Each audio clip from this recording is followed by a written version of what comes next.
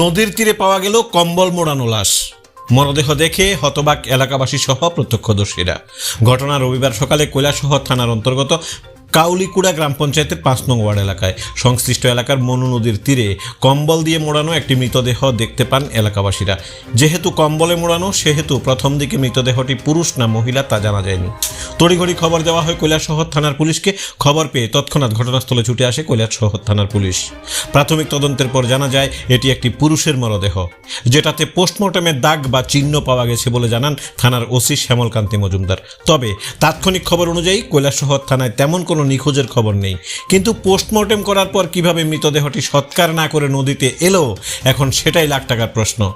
Police মৃতদেহটি উদ্ধারের পর ঊনকোটি জেলা হাসপাতালের মর্গে পাঠিয়েছে এবং ওসি শ্যামলকান্তি মজুমদার জানিয়েছেন তদন্তের পরেই ঘটনার মূল তথ্য কিংবা সত্যতা জানা যাবে বলে অনুমান করা হচ্ছে।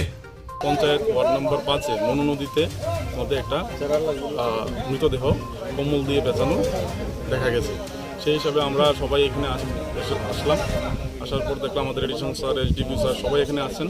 এখন বডিটা রিকভার করে দেখা গেছে যে এটার মধ্যে পোস্টমর্টম করার সাইন দেখা গেছে।